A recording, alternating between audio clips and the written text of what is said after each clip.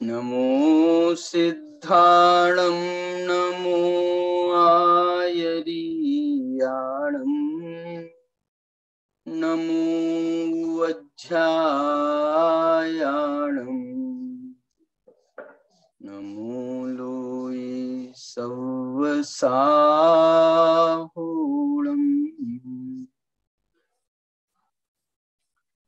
एष सुरासुर मनुसिन्द वन्दितं धोदघादिकम् अमलम् प्रणमामि वढ्ढमाणम् तित्थं धम्मस्य कर्तारम्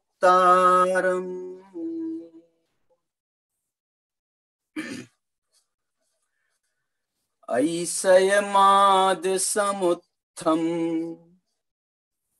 विस्यातीदं मनोवममनन्तम् अवुच्छिन्नं च तः शुद्धोगपसिद्धाणम् सुविदितपयथ सुतो संजम तव संजुदो विगदरागो समनो समसुह दुखो भणिदो शुद्धो गोती। प्रवचन सार की 13, 14, 15 और 16 इन 4 गाथाओं के आधार पर मैं आज आपके सामने वीतरागता और सर्वज्ञता इसका क्या सुमेल है, वो सुमेल आचार्य कुंद कुंद भगवान ने स्वयं इन 4 गाथाओं के माध्यम से प्रस्तुत किया है। आरोन में जो नया मंदिर का निर्माणाधीन है, अभी वहां बहुत बड़ा काम हो गया है। जो भगवान थे, बड़े बड़े भगवान हैं, 72 फुट के है ना, 72 फुट के भगवान एक, और 2 भगवान 60 फुट के। तो फुट बराबर फुट बोल रहा हूँ कि गलत बोल रहा हूँ शायद? तो जो 72 इंच के, शायद 5 माने 7 फुट के, तो 63 इंच और 61 इंच।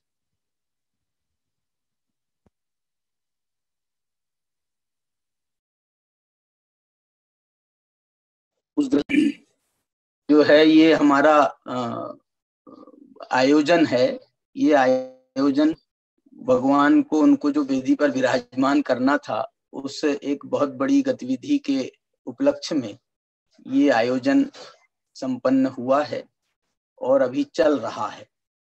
इस उपलक्ष्य में सिद्ध चक्र विधान का आयोजन उन्होंने किया है और उसके अंतर्गत ये दोपहर के समय में वीतरागता, सर्वज्ञता और हितोपदेशिता, ये जो हमारे प्राइमरी विषय हैं,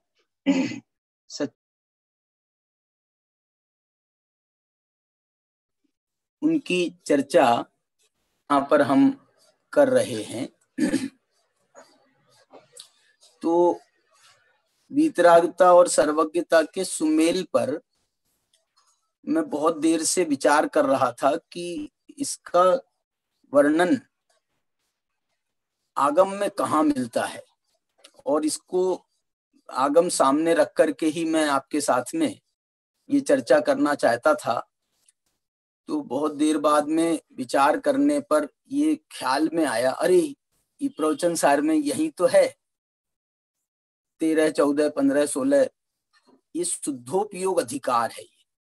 12 गाथाओं के बाद माने 13 से लेकर 20 गाथा तक 8 गाथाओं का एक शुद्धोपयोग अधिकार है। उस शुद्धोपयोग अधिकार में वो आचार्य भगवान, नाम है शुद्धोपयोग, देखना शुद्धोपयोग का अर्थ है हम उसको वीतरागता का पर्यायवाची कहते हैं। और उस शुद्धोपयोग अधिकार के अंतर्गत वो सर्वज्ञता का भी वर्णन कर रहे हैं और वीतरागता का भी वर्णन कर रहे हैं। वो अनंत ज्ञान का भी वर्णन कर रहे हैं और वो अनंत सुख का भी इसमें वर्णन कर रहे हैं। वीतरागता का जो मेल है, वीतरागता का जो संबंध है, वो वीतरागता जो है वो है तो अकेली, लेकिन उसको पास करने पर, उसकी परीक्षा में पास रिजल्ट होने पर 4 उपाधियां प्राप्त होती हैं एक साथ, और वो है अनंत दर्शन, अनंत ज्ञान, अनंत सुख और अनंत वीर्य। देखना 12वें गुण स्थान में शुद्धोपयोग तो पूर्णता को प्राप्त हुआ है, पूर्णता को प्राप्त हुआ है। क्षायिक मोह हो गया है, क्षायिक मोह, क्षीण मोह, और क्षीण मोह होने के बाद में अब वीतरागता जो है अपने चरम पर है, चरम पर। जब वीतरागता अपने चरम पर आती है तो प्रकृति का ये नियम है कि मालूम आपको 12वें गुण स्थान का जो काल शास्त्रों में आता है उसका काल बहुत थोड़ा है, बहुत छोटा काल है। 12वें गुण स्थान का काल 4 क्षुद्र भवों के बराबर माना गया है। 4 क्षुद्र भव, 4 क्षुद्र भव किसे कहते हैं? एक श्वास में 8-10 बार एक श्वास में जो 18 बार जो चर्चा आती है शास्त्र में भाव धारण करने की, एक श्वास में 18 बार भाव धारण करने की जो चर्चा आती है, वो 18 भवों में 4 भव के बराबर ये 12वें गुण स्थान का काल है। एक श्वास का काल ही कितना छोटा सा है आप समझ लो। श्वास लेते हैं हम, छोड़ते हैं, तो श्वास का काल ही इतना सा है, और उसमें भी 4 भवों के बराबर 4 क्षुद्र भव, इनको क्षुद्र भव कहा जाता है। इनसे छोटे कोई भव नहीं होते हैं, इनसे छोटे कोई भव नहीं होते हैं, ऐसा आप कह सकते हो। तो जो है इतने छोटे भवों के बराबर, 4 क्षुद्र भवों के बराबर काल 12वें गुणस्थान का है। और जब कोई जीव इतने काल तक वो 12वें गुणस्थान में रह जाता है तो उसके बाद में प्रकृति कहती है कि इस व्यक्ति को आप अनंत दर्शन दे दो, अनंत ज्ञान दे दो, अनंत सुख दे दो, अनंत वीर्य दे दो। माने क्या? उसके घातिया कर्मों का नाश हो जाता है। माने आप ये भी कह सकते हो कि इस वीतरागता में इतनी पावर है, इतनी पावर है कि उसने ज्ञानावर्णी का नाश कर दिया, दर्शनावर्णी का नाश कर दिया, मोहिनी का नाश कर दिया। मोहिनी का तो पहले हो गया, लेकिन अनंत सुख नाम नहीं मिलता है मालूम आपको। जब तक 12वें गुणस्थान में है तब तक उसके सुख को क्षायिक सुख तो माना गया, लेकिन अभी अल्पज्ञता है। अल्पज्ञता है तो अनंत ज्ञान नहीं है, अनंत ज्ञान नहीं है तो उसको अनंत सुख भी नहीं है। अनंत सुख उसका कब माना गया है? जब केवल ज्ञान, अनंत ज्ञान हो जाता है, अनंत दर्शन हो जाता है, अनंत वीर्य हो जाता है, तब वो अनंत सुखी कहलाते हैं। तो 12वें गुण स्थान में क्षायिक सुखी है 13वें गुण स्थान में अनंत सुखी है। और ये सब होने पर भी, अनंत दर्शन, अनंत ज्ञान, अनंत सुख, अनंत वीर्य होने पर भी अभी जो है वो सिद्ध भगवान को जो अव्याबाध नाम का सुख है, वो अव्याबाध सुख नहीं है केवली परमात्मा को भी। तो वो अव्याबाध नाम का सुख उनको उत्पन्न होता है मोक्ष जाने पर। क्यों? क्योंकि उनके भी अभी बाधाएं खड़ी हुई हैं। अव्याबाध कह रहे हैं ना, अव्याबाध, बिना बाधा की, मतलब बिना बाधा का सुख तो सिद्धों का है, अभी इनको बिना बाधा वाला सुख नहीं प्राप्त हुआ है, क्योंकि वेदनी कर्म का इनको अभी एक छोटा सा जो है ना कार्य इनका बाकी है। और मालूम इसीलिए अरहंत भगवान को भी कृत्य की संज्ञा नहीं है, कृत्य नहीं कहते हैं अरहंत भगवान को, सिद्ध भगवान ही कृत्य है। क्यों सिद्ध भगवान कृत्य हैं? क्योंकि सिद्ध भगवान ने जो करना था, संसार का अभाव करने के लिए जो भी करना था वो उन्होंने कर लिया, कर चुके करके जो हैं अब सिद्धालय में जो विराजमान हुए हैं, तो किद किच्चा तो ये जो कृत्य संज्ञा है, किद किच्चा की संज्ञा है, वो किद किच्चा की संज्ञा सिद्ध भगवान की है। तो अनंत परमात्मा को, लेकिन ये केवल ज्ञान, वहां पर किद किच्चा भगवान है तो वो अव्याबाद सुखी हैं, तो अव्याबाद सुखी है माने अनंत सुखी तो है ही, अनंत सुखी है माने क्षायिक सुखी तो है ही, माने उनको जो सुख अतीन्द्रिय सुखी तो है ही, मतलब उनको जो सुख की पराकाष्ठा प्राप्त हुई है, वो पराकाष्ठा का यदि हम मूल में जाकर के देखें, उस पराकाष्ठा के मूल में जाकर के हम देखें, तो मूल में है वीतरागता। अब हम ये कहना चाहते हैं, ये 12वें गुण स्थान की जो वीतरागता है, ये 12वें गुण स्थान की वीतरागता भी एवं ही नहीं आ गई है ऐसे ही नहीं आ गई है ये 12वें गुण स्थान की वीतरागता। ये 12वें गुण स्थान की जो वीतरागता है, ये चारित्र मोहिनी के अभाव से उत्पन्न हुई है, चारित्र मोहिनी का नाश करके उत्पन्न हुई है। लेकिन एक नियम और सुनो, चारित्र मोहिनी का नाश उसको ही होता है जिस जीव के पहले दर्शन मोहिनी का नाश हुआ, क्योंकि मोहिनी कर्म के दो भेद हैं, दो उसके पार्ट हैं, मोहिनी कर्म के दो भाग हैं, एक दर्शन मोहिनी और एक चारित्र मोहिनी। दर्शन मोहिनी के जाए बिना चारित्र मोहिनी का नाश नहीं होता है, दर्शन मोहिनी का अभाव हुए बिना चारित्र मोहिनी का नाश अभाव नहीं होता है। चारित्र मोहिनी के अभाव में तो क्रम पड़ता है गुणस्थानों का क्रम पड़ता है। सातवें चारित्र मोहिनी का नाश का प्रारंभ तो उसका भी चौथे गुण स्थान से प्रारंभ होता है, लेकिन चौथे गुण स्थान में सिर्फ एक ही चारित्र मोहिनी की प्रकृति का नाश होता है, अनंतानुबंधी का। 5वें गुण स्थान में 2 का नाश हो जाता है। 6ठे गुण स्थान 7वें गुण स्थान में 3 प्रकृतियों का चारित्र मोहिनी का नाश हो जाता है, अनंतानुबंधी, अप्रत्याख्यान, प्रत्याख्यान का नाश हो जाता है। उसके बाद भी देखना संजुलन कषाय बची, देखना बिल्कुल हल्की है कषाय, बिल्कुल हल्की है, और हल्की नहीं है बल्कि उसको देशघाती संज्ञा भी है।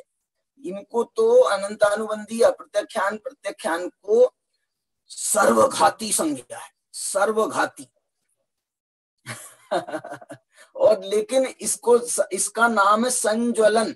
संज्वलन का मतलब मालूम क्या है? संज्वलन का मतलब है कि सम्यक तो नहीं, सम माने संयम, संज्वलन संयम, उस संयम के साथ भी जो ज्वलनशील रहती है, जलती रहती है, वो आत्मा जलेगी ना, जलेगी तो वो आत्मा को भी कष्ट पहुंचाती है, जलन का एहसास कराती है, लेकिन फिर भी उसका संयम खंडित नहीं होता है, संयम उनका जिंदा रहता है, संयम में कोई बाधा नहीं पहुंचती है। ऐसा कहें हम, अथवा ये कहें कि 3 कषाय चौकड़ी की वीतराग, 3 कषाय चौकड़ी के अभाव वाली वीतरागता में कोई बाधा नहीं होती है, उनको सिर्फ एक कषाय संजुलन कषाय जनित वीतरागता में बाधा है, राग है वो, तो उस कारण से उसका नाम संजुलन है। अब मैं जो कहना चाहता हूं वो मार्मिक है। ये जो संजुलन कषाय है, इस संजुलन कषाय का अभाव तो 6ठे गुण स्थान में भी है, नहीं सॉरी, संजुलन कषाय का सद्भाव माने 3 कषाय का अभाव तो 6ठे गुण स्थान में भी है। अब संजुलन कषाय का की समझ लो पहली स्टेप हम 7वें गुण स्थान में कहेंगे कि जहां पर नहीं, 6ठे गुण स्थान में संजुलन कषाय है, 7वें गुण स्थान में संजुलन कषाय है, 8वें गुण स्थान में संजुलन कषाय है, 9वें गुण स्थान में संजुलन कषाय है, 10वें गुण स्थान में संजुलन कषाय है, और 12वें गुण स्थान में उस संजुलन कषाय का अभाव हुआ है। तो कितने गुण स्थानों में उस संजुलन कषाय चल रही है? छठा, सातवां, आठवां, नौवां और 10वां ये तीन, ये जो है 5 गुण स्थान है संज्वलन कषाय के। देखो अनंतानुबंधी का अभाव तो एक मार्ग 2 टुकड़े चौथे गुण स्थान में हो गया, 5वें गुण स्थान में 2 कषाय का अभाव हो गया, छठे गुण स्थान में 3 का अभाव कर दिया। अब ये उसके बाद में जो संजुलन कषाय है, संजुलन कषाय है, क्या क्या कहा था मैंने उसको बताओ? देशघाती है कि सर्वघाती है? तो देशघाती है, लेकिन देशघाती होने पर भी उसका नाश करने में भी गुणस्थानों की परिपाटी में 5 गुणस्थान पार करने पड़ते हैं। 5 गुणस्थान पार करने पड़ते हैं, तब जाकर के संजुलन कषाय का अभाव होता है। तो स्थिति क्या होती है मालूम? स्थिति ये होती है कि ये जो संजुलन कषाय है छठे गुण स्थान में मानी जाती है तीव्र। संजुलन कषाय की तीव्रता है छठे गुण स्थान में, और वो तीव्रता है, वो तीव्रता प्रमादोत्पादक है। प्रमाद का भी उसमें प्रसंग बन रहा है, प्रमाद आ रहा है। यद्यपि व्रत का घात नहीं है, लेकिन प्रमाद उसके बाद भी है। व्रत का में घात नहीं हुआ है, व्रती हो गए हैं, महाव्रती हो गए हैं छठे गुण स्थान में, लेकिन महाव्रती होने पर भी अभी प्रमाद है। देखो कैसी विचित्रता है कि व्रत तो पूर्ण है, पूरा महाव्रत पूर्ण है, लेकिन उसके बाद भी संजुलन कषाय है, और संजुलन कषाय नहीं, तीव्र संजुलन कषाय, प्रमादोत्पादक संजुलन कषाय है। इस गुण स्थान का नाम प्रमत्त संयत है। क्यों है इसका नाम प्रमत्त संयत? जहां पर प्रमाद के साथ में संयम रहता है, अथवा कहें संयम के साथ में प्रमाद रहता है, उस गुण स्थान का नाम है छठा गुण स्थान प्रमत्त संयत का। तो यहाँ पर जो संजुलन कषाय है वो है तीव्र। 7वें गुण स्थान में कैसी है संजुलन कषाय? 7वें गुण स्थान में है मंद। अब आप बोलो 8वें गुण स्थान में कैसी होगी, फिर 9वें गुण स्थान में कैसी होगी, फिर 10वें गुण स्थान में कैसी होगी? तुमने तो इसको मंद कह दिया।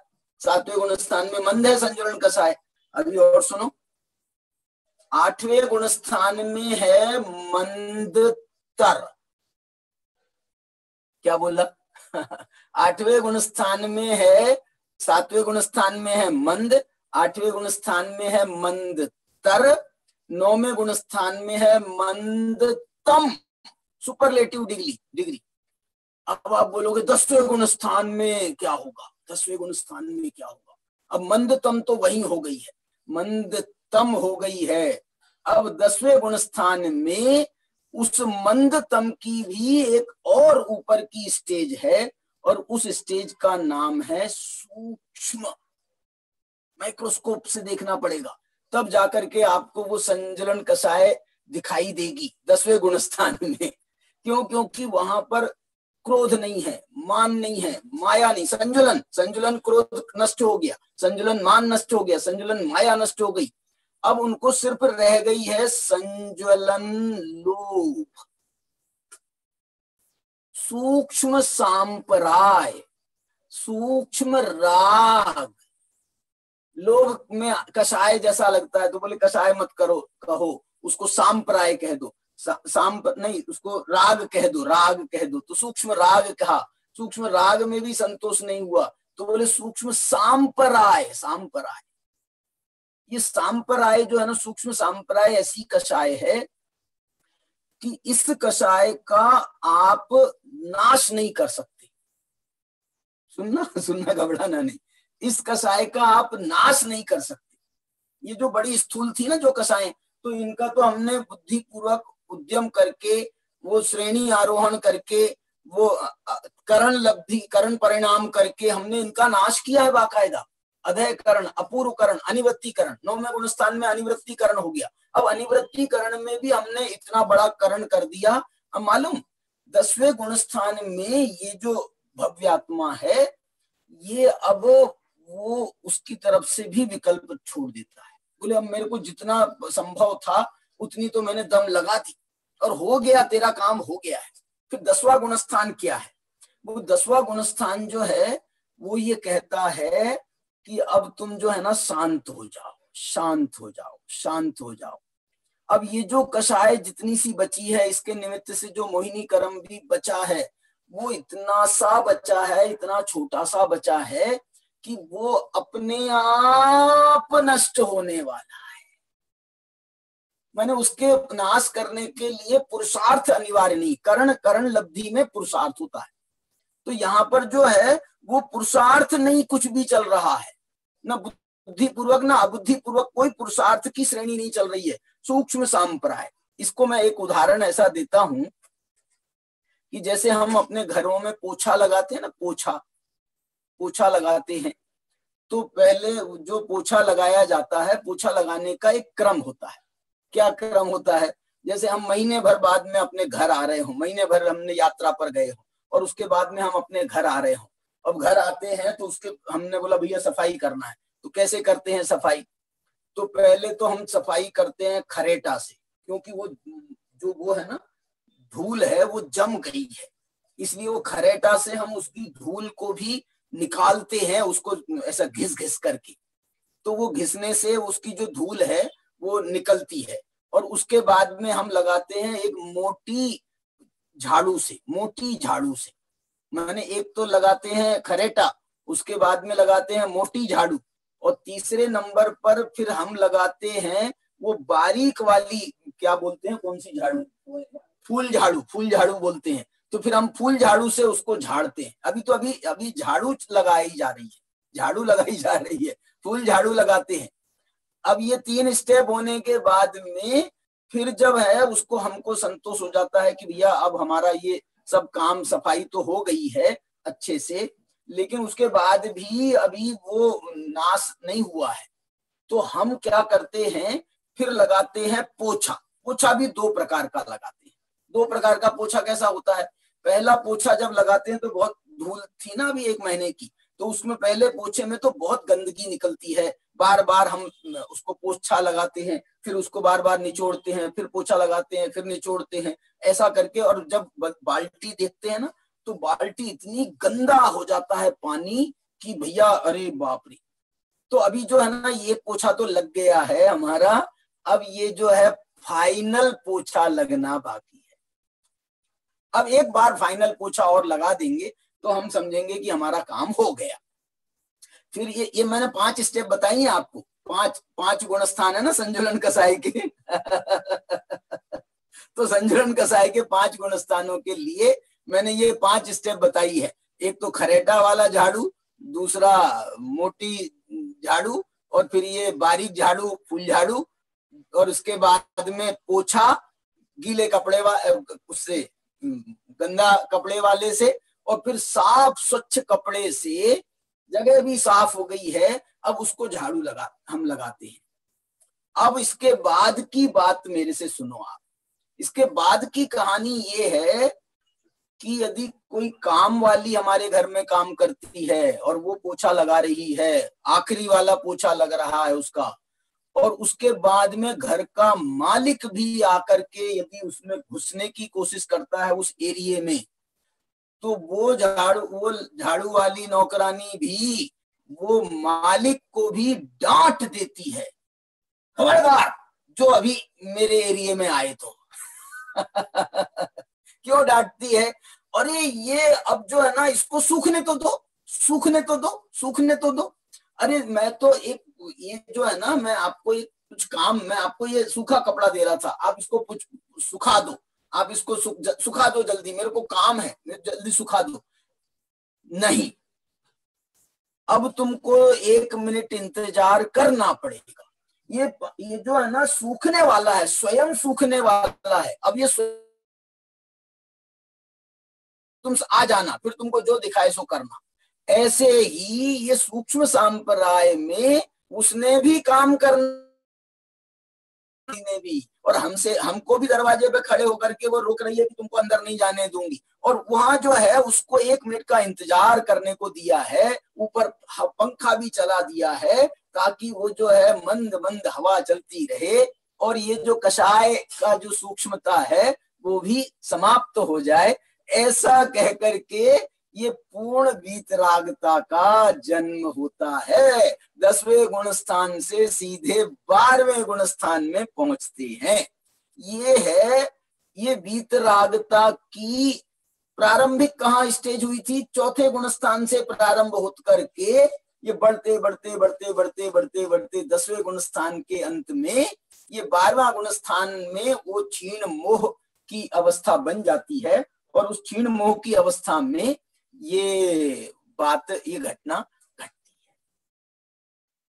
है। ये वीतरागता की जो हम ये जो मोक्ष मार्ग की हम चर्चा कर रहे हैं, वीतरागता वास्तव में असली वीतराग मोक्ष मार्ग तो ये वीतरागता का नाम मोक्ष मार्ग है।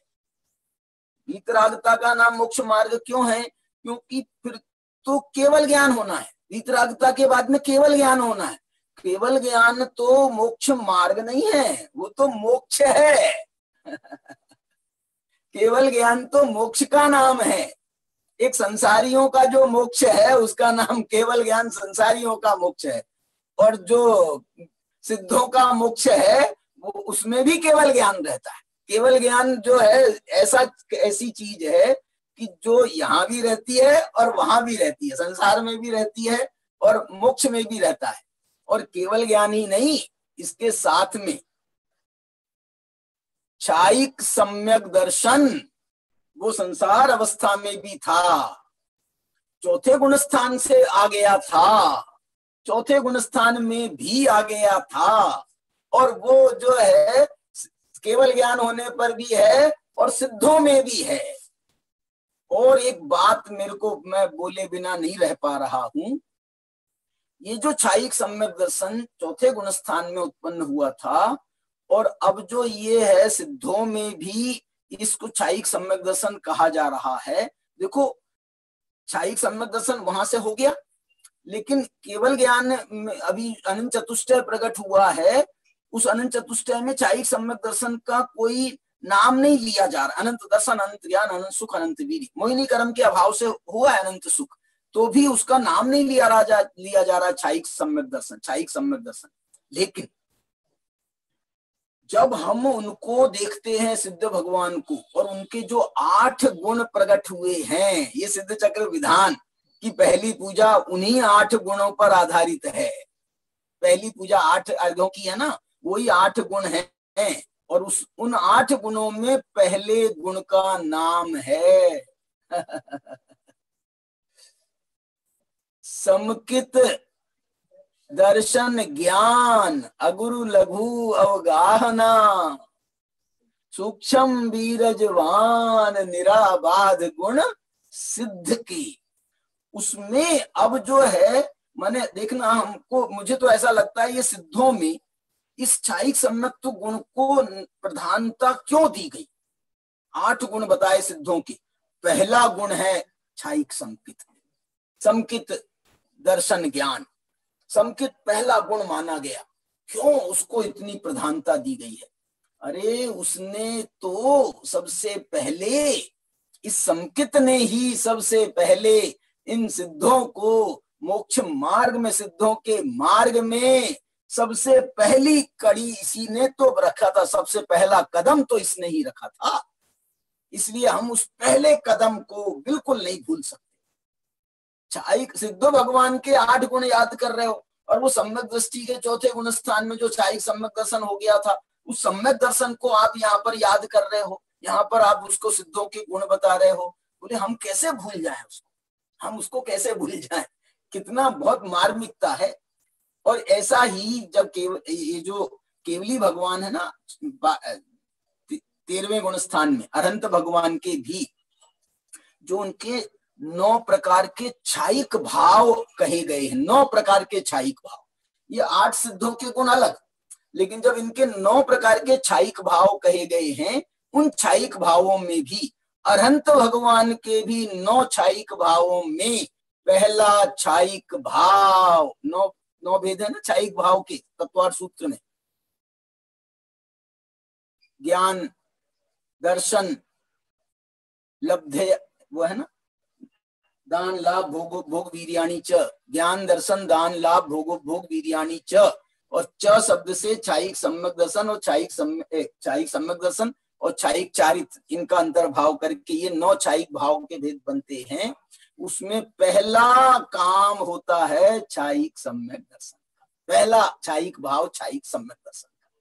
तो इस प्रकार से ये जो है ना, ये जो सम्यक दर्शन ने ये वीतरागता वाले गुण स्थान में पूर्ण होती है, लेकिन वीतरागता का प्रारंभ चौथे गुण स्थान में होता है। और वो वीतरागता का प्रारंभ जो चौथे गुण स्थान में होता है, मैं आपको जो बात बताना जा रहा हूं कि वीतरागता का प्रारंभ जो चौथे गुण स्थान में होता है, उसको भी इस वीतरागता और शुद्धोपयोग के लक्षण बताते हुए 14वीं गाथा में, प्रवचन सार की 14वीं गाथा में उन्होंने उसका लक्षण बताते हुए भी ये उसके बीज डाले हैं। उन्होंने कहा शुद्धोपयोग ये 4 स्टेप को पार करके होता है। आप इसमें और मार्मिकता की बात मैं बताना चाहता हूं। अभी मैंने आपको कषायों के माध्यम से बताया कि भाई पहले मिथ्यात्व जाता है, उसके साथ में अनंतानुबंधी जाती है, फिर दूसरी कसाई जाती है, फिर तीसरी जाती है, फिर चौथी कसाई जाती है, उसकी ऐसी 5 गुण स्थानों में उसकी परिणति बनती है। ये मैंने आपको गुणस्थान की परिपाटी में बताया। यदि कोई पूछे हमसे भाई गुणस्थान हम कैसे करेंगे, इस गुणस्थान से उस गुणस्थान में हम कैसे जाएंगे, इस गुणस्थान से उस गुण, बोले भैया ये गुणस्थान तो जो है अंतरंग के भाव हैं। अब ये अंतरंग के भाव हैं, हम तो बुद्धि पूर्वक आपको कुछ काम करवाएंगे आपसे, और उस काम करते हुए आपका जो है ना गुणस्थान बढ़ जाएगा, अंतरंग में भावों में विशुद्धि हो जाएगी, तो वो आपका गुणस्थान बढ़ जाएगा। लेकिन द्रव्य शुद्धि, उसके लिए जो अनिवार्यता है द्रव्य शुद्धि की, जैसे होती ना कि भाई 3 कसाय चौकड़ी के लिए द्रव्य शुद्धि की अनिवार्यता ये है कि पहले नग्न दिगंबर लिंग होना चाहिए। 2 कसाय चौकड़ी के अभाव की जो विशुद्धि के लिए पहले जो है आपका देश संयम का बाह्य में आचरण होना चाहिए। ऐसे ही 1 चौकड़ी कसाय माने जो अनंतानुबंधी का अभाव, उसके पहले आपकी भूमिका कैसी होनी चाहिए, तो उसकी भूमिका में आपके कम से कम अष्ट मूल गुण ना कहें आप तो अष्ट क्या बोलते हैं उसको, अष्ट गुण है ना, सम्यक दर्शन के 8 गुण, निसंकित निकांक्षित आदि 8 अंग भी जिसे कहते हैं, ये 8 अंगों की अनिवार्यता है। उसके पहले सम्यक दर्शन के पहले ये 8 अंग होने चाहिए। 3 मूर्ता का अभाव होना चाहिए, 6 अनायतन का अभाव होना चाहिए, 8 प्रकार के मदों का नाश होना चाहिए। इसलिए इसको कहा गया एक सम्यक्त्वाचरण चारित्र। तो ये जो है ये उसके लिए पहली माने ये द्रव्य है उसका, और ये द्रव्य लिंग होने पर, ये द्रव्य का अनिवार्यता होने पर फिर आपके भाव का नंबर आता है। तो इस दृष्टि से जैसे द्रव्य लिंग के बिना भाव लिंग नहीं होता है, द्रव्य संयम के बिना भाव संयम नहीं होता है, द्रव्य देश से देश संयम के बिना भाव देश से देश संयम नहीं होता है, ऐसे ही ये द्रव्य सम्यक्त्व के बिना ये भाव सम्यक्त्व नहीं होता है, ये द्रव्य सम्यक्त्व है। तो इसकी अनिवार्यता होने पर भाव सम्यक्त्व होता है, माने वो अनंतानुबंध सम्यक दर्शन माने मिथ्यात्व का अभाव, दर्शन मोहिनी का अभाव और अनंतानुबंधी कषाय का अभाव। तो वो जो मैं आपको ये जो इसकी बात बताना चाहता हूं कि उसके लिए हम क्या करें, आप उसके लिए क्या करो। तो देखो द्रव्य संयम के लिए एक और बहुत सुंदर अनिवार्यता वाली बात आचार्य भगवान ने इस शुद्धोपयोग की परिभाषा, उसका लक्षण बनाते हुए उन्होंने यहाँ पर डाला है। कैसे डाला है देखो, उस गाथा में पढ़ रहा हूं आपके सामने, 14वीं गाथा, ये शुद्धोपयोग की गाथा है। 14वीं गाथा शुद्धोपयोग की गाथा है। पहली स्टेप, सुविदित पयथ सुतो, पहला काम है सुविदित पयथ सुतो, अच्छी तरह से सुविदित, अच्छी तरह से जानो, किसको, पयथ माने पदार्थ, और सुतो सुत्तो माने सूत्र। वाह, ये सूत्र देखो, सिद्ध चक्र विधान दिखा रहा हूं आपको मैं ये कल्पना बेन का सिद्ध चक्र विधान है। तो यहाँ पर जो है ये बता रहा हूं कि ये सुविदित पयथ सुत्तो, जिसने अच्छी तरह से पदार्थों के स्वरूप को और सूत्र के स्वरूप को जाना है। आहा, ये पहली शर्त है शुद्धोपयोग की। दूसरी शर्त क्या है? पूर्ण शुद्धोपयोग, माने आंशिक शुद्धोपयोग यहाँ पैदा हो जाता है। ये सुविदित पयथ सुत्तो वाली जो चौथे गुणस्थान की स्टेज है, इस चौथे गुणस्थान की स्टेज में अंतरंग भाव रूप शुद्धोपयोग क्या है? तो दर्शन मोहिनी का अभाव और अनंतानुबंधी कषाय का अभाव, ये भाव रूप शुद्धोपयोग है। और इस भाव को करने के लिए जो 3 करण के परिणाम होते हैं, उन 3 करण के परिणाम ये सम्यक दर्शन के पहले भी होते हैं, और उन करण के परिणामों के द्वारा वो विशुद्धि बढ़ते उसका नाम शुद्धोपयोग है। उस शुद्धोपयोग के द्वारा ये सम्यक्त्व की प्राप्ति होती है। तो ये सुविदित पयथ सुत्तो पहला स्टेज। दूसरा स्टेज सुनो, ये जो गुणस्थान मैंने आपको बताए थे ना, चौथे से लेकर के 12वें तक के, इनका अंतर्भाव है यहाँ पर। पहली स्टेप हो गई सुविदित पयथ सुत्तो। दूसरी स्टेप सुनो, संयम तब संजुदो, संयम और तप से जो संयुक्त होता है, इसका एक देश होता है तो 5वां गुणस्थान होता है, पूर्ण देश होता है तो 6ठा 7वां गुणस्थान होता है। तो ये देश संयम तब संजुदो, ये दूसरी स्टेज। तीसरी स्टेज सुनो, विगद रागो, वो राग का उसको बिल्कुल राग, विगद रागो में यहाँ पर बुद्धि पूर्वक राग लेना। विगद रागो, बुद्धि पूर्वक राग का भी जिसको अभाव हो जाता है, ये 6ठा 7वां गुणस्थान में ये बुद्धि पूर्वक राग का भी अभाव हो गया। ये चौथा गुणस्थान सुविदित पयथ सुत्तो का, 5वां 6ठा गुणस्थान संयम तब संजुदो का, 6ठा 7वां गुणस्थान विगद रागो का, और 8वां 9वां और 10वां और 12वां, इसका गुणस्थान के लिए इसमें शब्द डाल रहे हैं समनो। ये कार्य श्रवण ही कर सकता है, दूसरा जीव नहीं कर सकता, लेकिन श्रवण कर सकता है। तो ये जो श्रवण है, ये जो श्रवण इस कार्य को कर रहा है, तो ये श्रवण भी कैसा श्रवण है? ये भावलिंगी श्रवण, और भावलिंगी श्रवण नहीं, वो श्रेणी में आरोहण करने वाला श्रवण, 8वें 9वें 10वें 12वें गुणस्थान वाला श्रेणी में आरोहण करने वाला श्रवण को ही वास्तव में ये जो है ना श्रवण की संज्ञा जो मिल रही है कि जो श्रमशील है, परिश्रमशील है, प्रयत्नशील है, पुरुषार्थवान है, ये समनो। अभी 6ठे 7वें गुणस्थान में तो वहां पर बस प्रमाद पर विजय प्राप्त होती है, प्रमाद पर विजय प्राप्त होती है, प्रमाद में आ जाते हैं, प्रमाद पर विजय प्राप्त होती है, प्रमाद में आ जाते हैं, प्रमाद पर विजय प्राप्त होती है। तो व्रतों की तो पूर्णता हो रही है, श्रवणशीलता है, श्रामण्य है। प्रवचन सार में ही आगे जो उन्होंने 232 गाथा में एक श्रामण्य को मोक्ष मार्ग का अपर नाम बताया था, जो श्रामण्य है वो पुरुषार्थ जो है 8वें गुणस्थान, 9वें गुणस्थान, 10वें गुणस्थान और 12वें गुणस्थान में होता है। और उसके बाद में 13वें गुणस्थान में क्या होता है?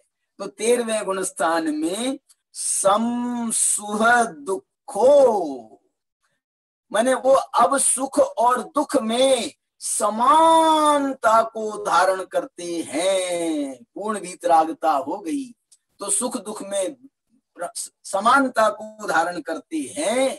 ये क्या की व्याख्या चल रही थी भाई साहब? ये क्या बता रहे थे? भणी दो शुद्धो गोती, इसे शुद्धोपयोग कहा जाता है। देखो एक बात और, आप यदि समय हो रहा हो गया, हो ही गया होगा मेरे पास में, मैं आपको ये बताना चाह रहा हूं कि ये जो शुद्धोपयोग की पूर्ण 4वें गुण स्थान में हो रही है, लेकिन पूर्णता के पहले यदि हम देखें ना तो चौथे गुण स्थान में भी ये पांचों गणित घटते हैं। जब शुद्धोपयोग का सामायिक की अवस्था में चौथे गुण स्थानवर्ती भी होता है ना, तो उसने सुविदित प्रयत्न सुप्तो, उसने सारे पदार्थों और सूत्रों को जाना है। और जिस समय वो अपने शुद्धोपयोग में लीन है चौथे गुण स्थान वाला भी, तो बाह्य में संयम और तप की सारी जो अवस्थाएं हैं उसमें घटित हो रही हैं। विगत रागो, राग उसका अभी नष्ट हो गया है।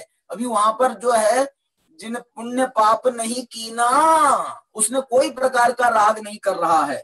समनो, श्रमणता को श्रेणी में आरोहण, श्रेणी बोल रहे हैं, करण लब्धि के परिणाम में चल रहा है, तो वो श्रमण भी है। और वहां पर ऐसी अवस्था है मालूम, चौथे पांचवें छठे आदि सातवें गुण स्थानों में भी जिस समय सामायिक में जीव होता है, उस समय बाहर में कुछ हो जाए समसुख दुख, वो सुख में दुख में, सुख में दुख में समानता भाव को भी धारण करता है। इसीलिए वो काल उसका शुद्धोपयोग का, आत्मानुभूति का जो काल है वो उसका शुद्धोपयोग का काल माना जाता है। चौथे गुण स्थान का हो, पांचवें गुण स्थान का हो, छठे सातवें गुण स्थान का हो, 8वें 9वें 10वें 11वें 12वें, ये सब गुण स्थानों में ये शुद्धोपयोग का काल उस समय में घटित होता है। चौथे पांचवें में तो जो है जिस समय वो शुद्धोपयोग में होता है उसी समय वो शुद्धोपयोग माना जाता है, बाकी समय तो उसका सराग सम्यक दर्शन का माना जाता है। और यहाँ इसी प्रकार से यहाँ छठे सातवें गुण स्थान में, सातवें गुण स्थान का काल शुद्धोपयोग का है, छठे गुण स्थान का काल शुभोपयोग का है। वहां से श्रमण अवस्था जो बाह्य में नग्न दिगंबर अवस्था है वो चालू हो जाती है। एक अंतिम बात कह करके मैं अपनी बात पूरी करता हूं। ये वीतरागता क्यों करें हम, ये शुद्धोपयोग क्यों करें हम, क्या मिलेगा हमको फल में? तो मैंने आपको जैसे अभी अपनी शब्दों में बताया था कि 4 घातिया कर्मों का नाश मिलेगा। एक कुंद कुंद भगवान के शब्दों में यदि सुनना चाहते हो तो 13वीं गाथा है, 13वीं गाथा। बोले तुमको ज्ञान मिलेगा, मैं तो बोल रहा हूं ज्ञान की छोड़ो। हम तो, मैं यदि हूं ना तो ये पूछूंगा साहब, मैं ये शुद्धोपयोग करूंगा तो मुझे सुख मिलेगा कि नहीं मिलेगा, ज्ञान मिलेगा कि नहीं मिलेगा, मैं नहीं पूछूंगा। मैं तो पूछूंगा सुख मिलेगा कि नहीं मिलेगा। तो वो इसके लिए कह रहे हैं सुख तो तेरे को 12वें गुण स्थान में ही जैसे ही शुद्धोपयोग पूरा हो जाएगा तेरे को सुख तो पूरा मिल जाएगा, पूरा सुख, पूर्ण सुख, चाइक सुख मिल जाएगा। अनंत नाम मत देना तुम भले, लेकिन पूर्ण सुख हो गया। ऐसे उस पूर्ण सुख को यहाँ पर बताते हुए वो इतना बढ़िया उसके 6 विशेषण दे रहे हैं सुख के।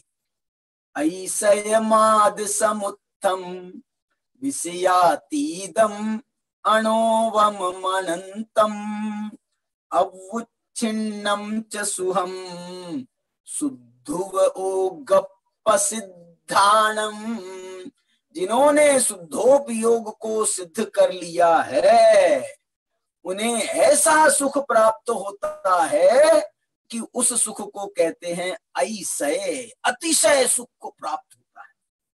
आद समुत्थम, उनको अब ऐसा सुख प्राप्त होता है कि बाह्य इंद्रियों के विषयों में से वो सुख नहीं आता है। आद समुत्थम, अपनी आत्मा में से वो उत्पन्न होता है।